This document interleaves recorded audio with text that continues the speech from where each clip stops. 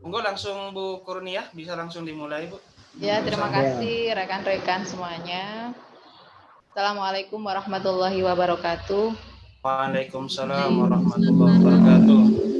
Pada yang terhormat Profesor Abdul Halim Subahar sebagai pengampu mata kuliah Kepemimpinan Spiritual dalam Pendidikan Islam, rekan-rekan senasib dan seperjuangan yang saya banggakan. Alhamdulillah pada sore hari ini kita bisa memulai kembali perkuliahan dalam pada materi kepemimpinan spiritual dalam pendidikan Islam. Nah, pada kali ini pembahasan kita adalah spiritualitas dan spiritual dan landasan spiritual. Maaf, itu keliru ya. Spiritualitas dan landasan spiritual, definisi dan relevansinya dengan kepemimpinan pendidikan. PPT-nya Pak Tamam.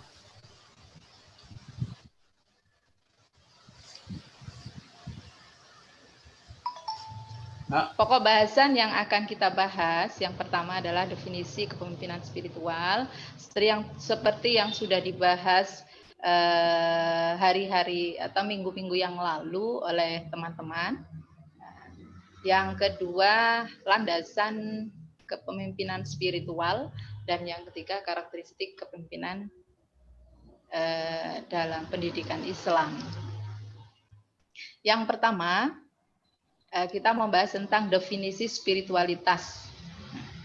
Sejak pertemuan pertama sampai kali ini, sebenarnya kita sudah banyak membahas tentang definisi spiritualitas dan kepemimpinan spiritual. Namun sampai saat ini kita juga masih membahas tentang masalah yang sama. Mudah-mudahan ini menjadi pembahasan yang lebih meluas atau lebih dapat kita pahami bersama. Spiritualitas menurut Tesler itu adalah sesuatu yang berhubungan dengan emosi atau perilaku dan sikap tertentu dari seorang individu. Nah, ini dimaksudkan bahwa spiritualitas adalah satu sifat dari manusia yang berhubungan dengan emosi dan perilaku manusia itu sendiri. Jadi pada dasarnya manusia itu memang sudah memiliki jiwa atau kejiwaan yang biasa kita sebut dengan spiritualitas, yang terkait dengan emosinya, perilakunya, dan sikap dari seseorang. Yang kedua, menurut Wigglesworth, spiritual itu adalah kebutuhan bawaan manusia untuk berhubungan dengan sesuatu yang lebih besar dari diri manusia. Nah, ini merupakan satu kebutuhan dasar dari manusia. Ini kalau menurut Wigglesworth itu, jadi satu kebutuhan dasar manusia. Memang manusia itu membutuhkan sesuatu yang lebih dari sekedar sesuatu yang dimiliki oleh manusia. Ada sesuatu yang lebih. Nah, yang ini merupakan kebutuhan kejiwaan kalau bisa dikatakan. Nah, kalau dipandang dari para filosof Islam, dari pandangan Islam, maka spiritual itu bisa didefinisikan salah satunya oleh Allama Mirza Al-Qadi, yaitu menurut beliau adalah tahapan perjalanan batin seorang manusia untuk mencari dunia yang lebih tinggi dengan bantuan riyadhah dan berbagai amalan pengekangan diri sehingga perhatiannya tidak berpaling dari Allah semata untuk mencapai puncak kebahagiaan abadi. Nah, ini kalau kita memahami definisi dari Allama Mirza Al-Qadi ini, spiritualitas itu berkaitan dengan sesuatu yang bersifat transenden. sesuatu yang mengarah pada ketuhanan, pendekatan manusia kepada Sang Kholik. Jadi sebenarnya hampir sama dengan pendapatnya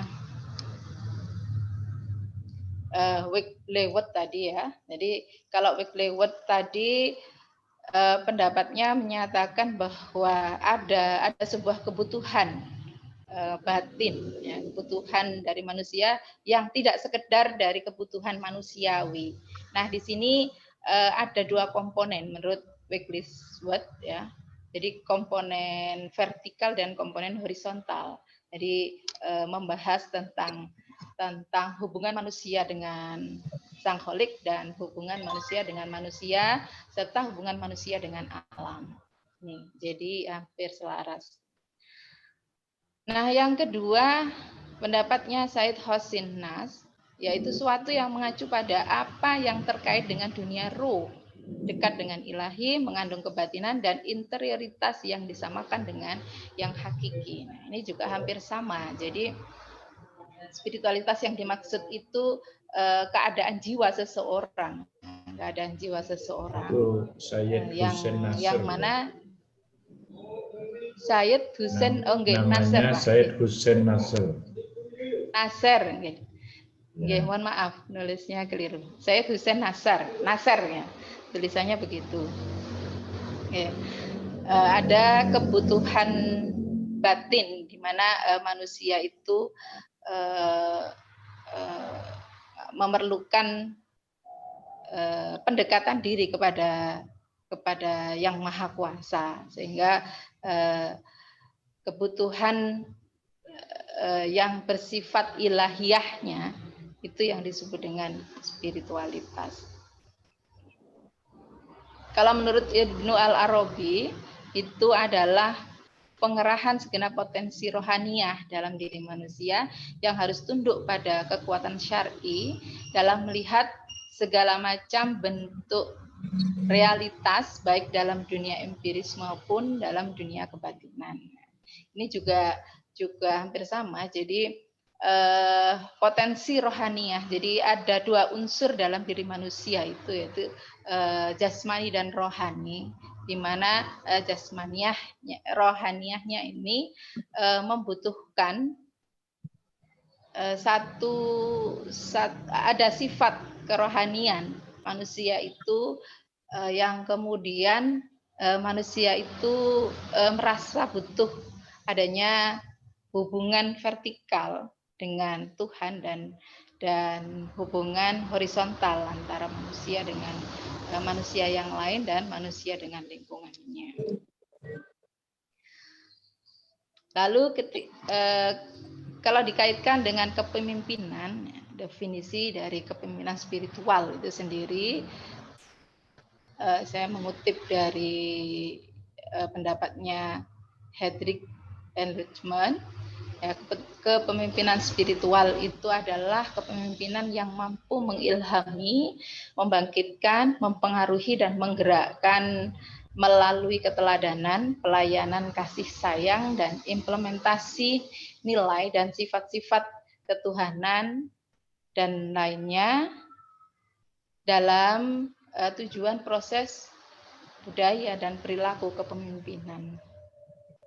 Jadi kepemimpinan spiritual menurut Hedrick itu adalah aktivitas kepemimpinan yang mampu membangkitkan atau mengilhami dan membangkitkan dan mempengaruhi seseorang ya melalui keteladanannya, pelayanannya, kasih sayangnya dan aktivitas-aktivitas lain yang berorientasi pada pemberdayaan pada manusia.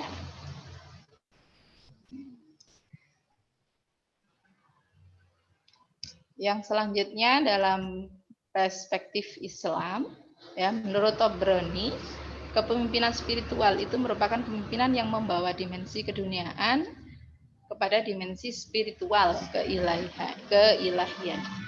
Jadi satu aktivitas kepemimpinan yang mana tidak hanya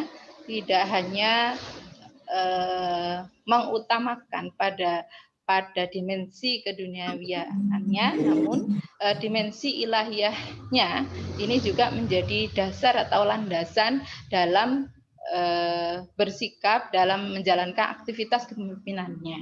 Nah, kepemimpinan yang berdasarkan etika religius ini Tabrani juga berpendapat demikian. Jadi kepemimpinan spiritual itu adalah kepemimpinan yang berdasarkan etika religius, yaitu kepemimpinan yang mampu mengilhami, membangkitkan dan mempengaruhi dan seterusnya, seperti yang telah dituliskan di atas.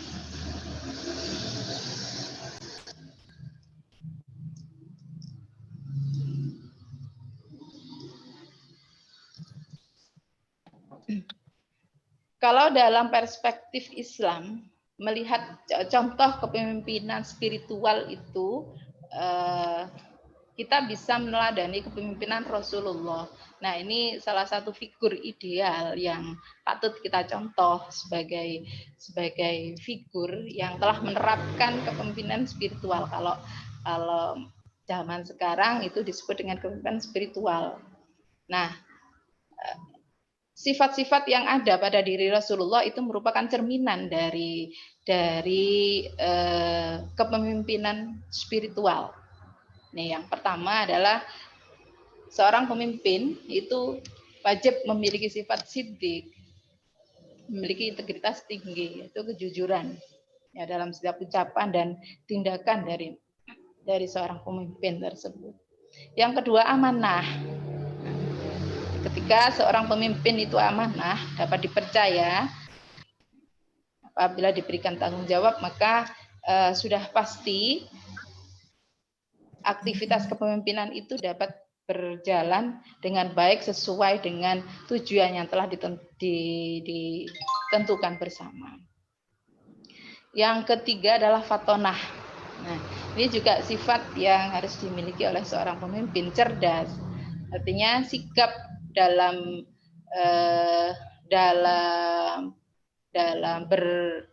berbuat atau bersikap dan memiliki pengetahuan dan wawasan yang luas, tidak bosan-bosannya untuk menggali ilmu pengetahuan. Ini ciri yang ketiga atau sifat yang ketiga. Yang keempat adalah tabligh. Tabligh itu mampu menyampaikan risalah atau pengetahuan dengan secara lugas dan jelas. Sehingga apa yang menjadi keputusan, apa yang menjadi kebijakan dari seorang pemimpin itu dapat ditangkap oleh para bawahannya atau para pengikutnya.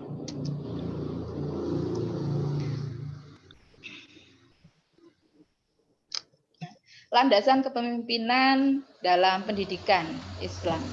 Nah, kalau kita berbicara tentang landasan, ya, ini merupakan dasar dari kepemimpinan, apakah itu kepemimpinan secara umum maupun kepemimpinan dalam pendidikan. Maka dalam perspektif Islam, landasan kepemimpinan itu bermuara pada nas atau sumber hukumnya, yaitu as-sunnah dan Al-Quran dan as-sunnah. Jadi landasannya itu sudah jelas, itu bersumber dari Al-Quran dan as-sunnah. Di sini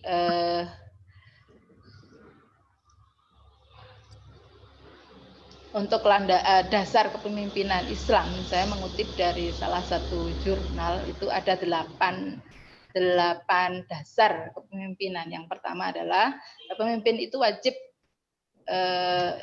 bertakwa kepada Allah. Dasar yang pertama adalah takwa kepada Allah. Nah, sudah jelas disebutkan dalam Al-Quran surat Al-Imran ayat 102. Nah, ya ayyuhalladzina amanu ittaqullaha haqqa tuqatih wa la tamutunna illa wa antum muslimun. Dan yang kedua, seorang pemimpin itu harus memiliki tanggung jawab.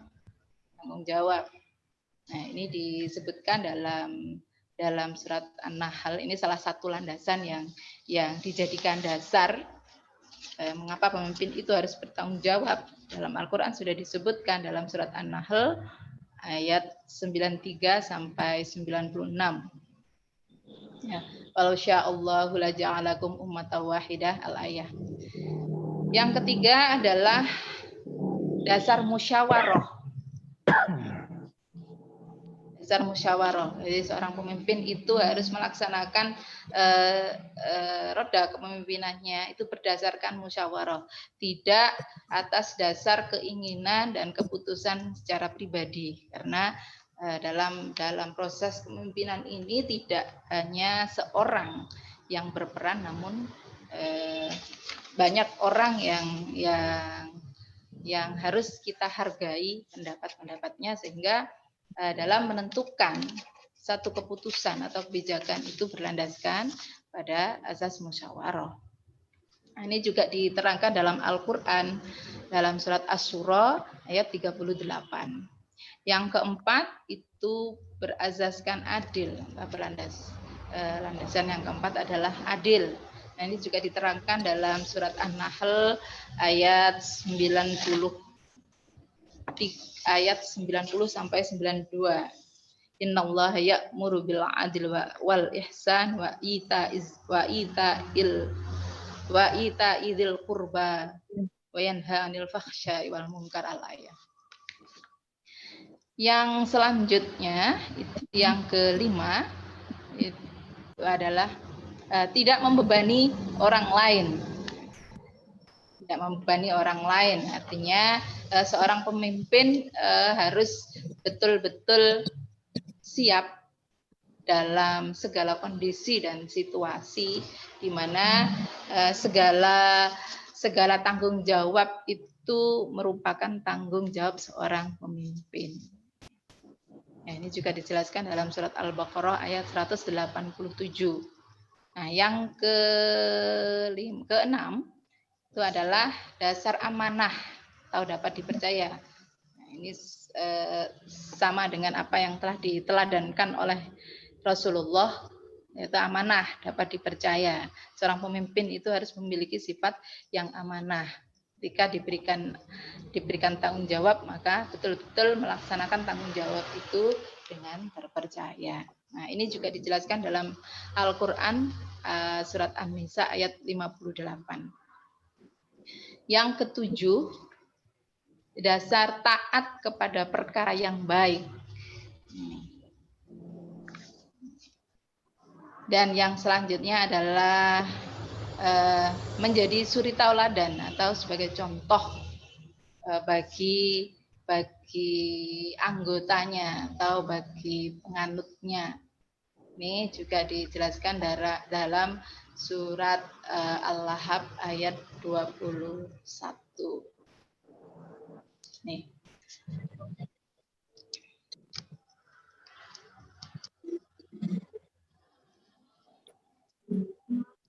Oke, yang selanjutnya karakteristik kepemimpinan Islam.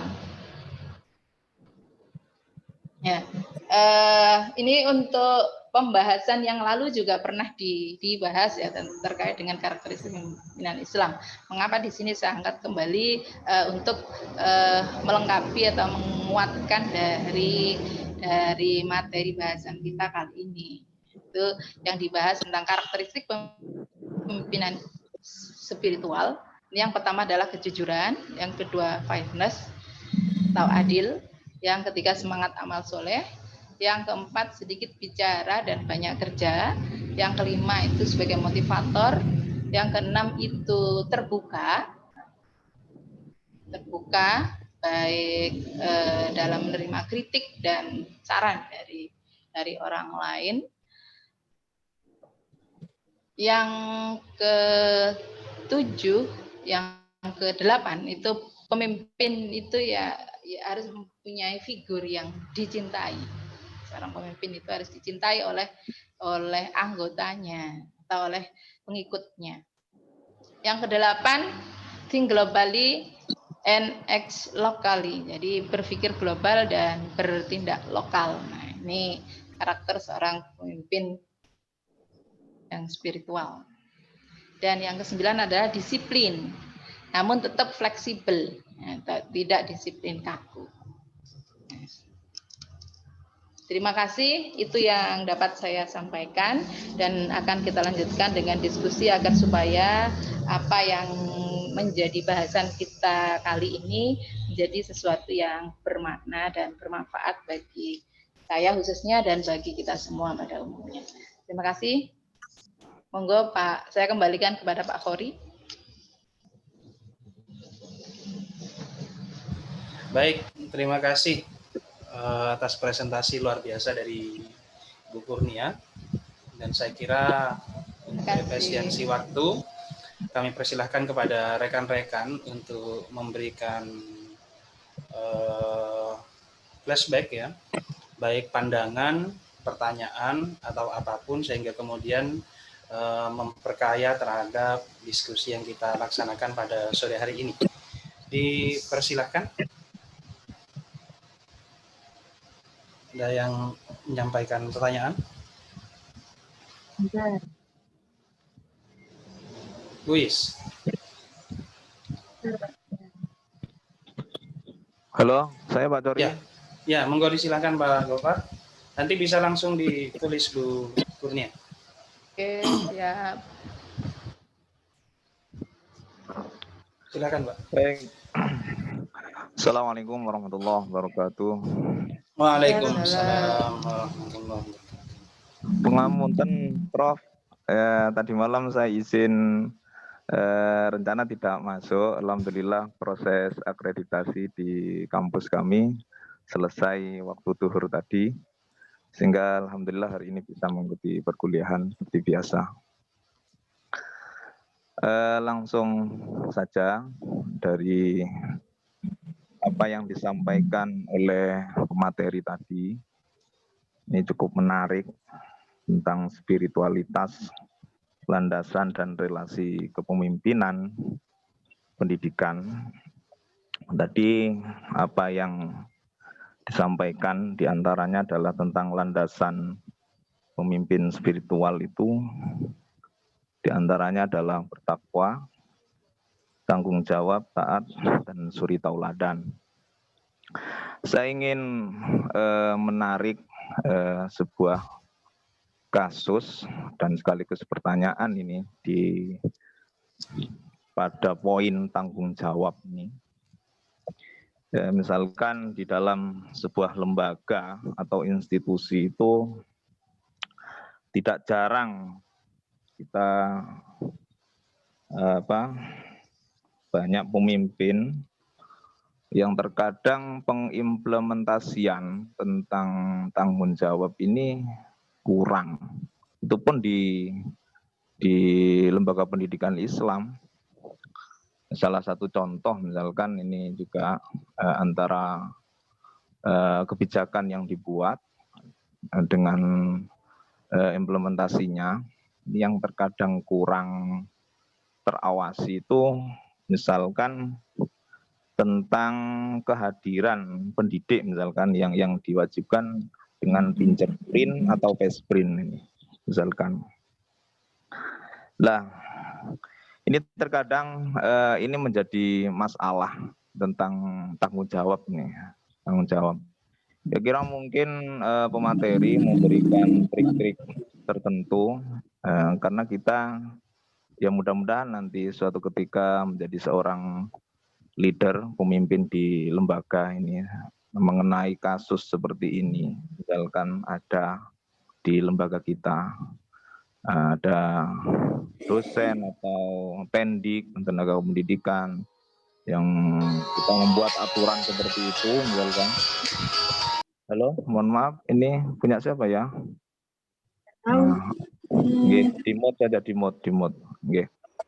Lah, ini kadang karena kita takut dengan aturan itu, sehingga banyak yang tidak menerapkan kejujuran terkadang. Sehingga salah satu contoh misalkan kita face-print, ternyata ada jadwal ngajar hanya face-print saja, tapi tidak hadir gitu loh, tidak ngajar. Kira-kira kita nanti kalau sebagai pemimpin, karena ini pembahasannya pemimpin spiritual, hal apa yang perlu kita lakukan? Ini perlu Ini kita sharing ya, artinya ini terkadang betul-betul terjadi di lembaga kita. Seperti kira-kira hal-hal yang perlu kita lakukan, solusi alternatifnya, model kepemimpinan yang bagaimana, landasan spiritual yang apa yang harus kita berikan. Terima kasih. Assalamualaikum warahmatullahi wabarakatuh. Waalaikumsalam warahmatullahi wabarakatuh. Saya mungkin Mbak Cori ya. Ya, silakan Bu Is. Nanti cukup 2 dulu biar diskusinya lebih mendalam. Silakan. Ya, mohon maaf untuk pertanyaan saya ini bersangkut paut dengan manajemen kepemimpinan ya, tetapi tidak langsung mengarah pada kepemimpinan spiritual, tapi ada kaitannya dengan itu. Berbeda dengan kasus yang diutarakan oleh Bapak Gofar tadi. Nah, kalau saya mengangkat satu kasus, ini ada sebuah kasus yang faktual baru-baru ini. Ada sebuah lembaga pendidikan yang pada akhirnya dikenal sebagai tempat mutasi guru-guru yang bermasalah. Sehingga terbentuk sistem di dalam sistem. Sudah berganti-ganti kepala sekolah, tetapi lembaga sekolah tersebut tetap miskomunikasi dan out of control.